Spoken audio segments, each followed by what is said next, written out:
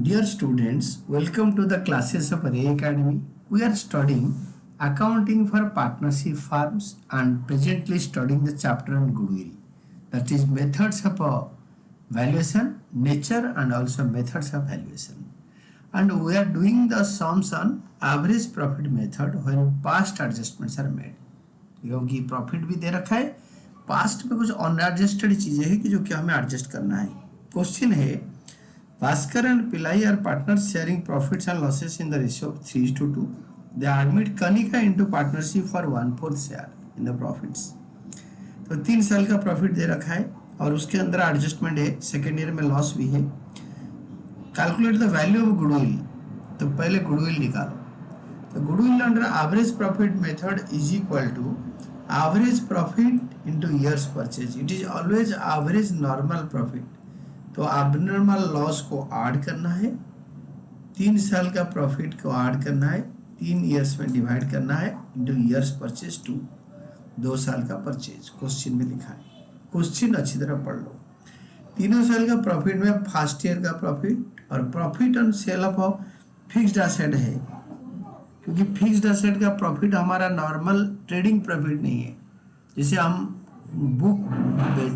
Book के दुकानदार हैं, किताब के दुकानदार, किताब खरीदेंगे बेचेंगे, जो प्रॉफिट होगा वो हमारा ट्रेडिंग प्रॉफिट है. अगर हमारे कोई एसेट है, लैपटॉप है, उसको बेच दिया, या कुछ एक टेबल, ऑफिस टेबल था, वो पसंद नहीं आया बेच दिया, वो भी प्रॉफिट में बेचा, वो profit on sale of fixed asset उसको हटाना होगा. यहाँ पे क्वेश्चन में दे रखा है including profit on sale of asset 5000, उसको हटाना है क्योंकि ये अबनॉर्मल प्रॉफिट इसके अंदर आ गया है. और सेकेंड ईयर में लॉस है इंक्लूडिंग लॉस बाय फायर 30,000. तो loss by fire abnormal loss होता है, तो उसको ऐड करेंगे. और लास्ट ईयर के प्रॉफिट में लिखा है insurance claim received and interest received and investment and dividend received. तो insurance claim received and interest and dividend received ये सारे नॉन ऑपरेटिंग इनकम है, तो इसको आपको माइनस करना पड़ेगा. अबनॉर्मल गेन होगा, अबनॉर्मल इनकम है तो माइनस कर देंगे.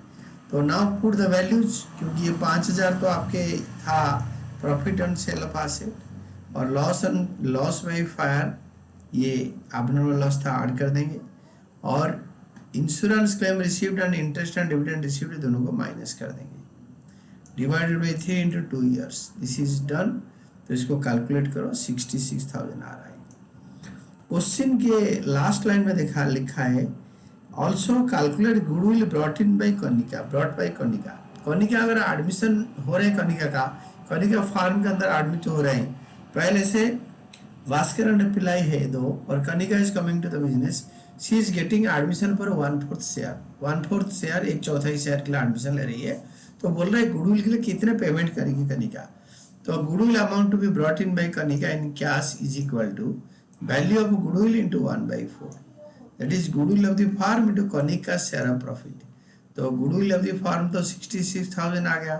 Konika is getting 1/4 share, तो एडमिशन हो रहा है उसके. तो now the goodwill of the Konika will pay for goodwill 16,500, and this is all about your answer.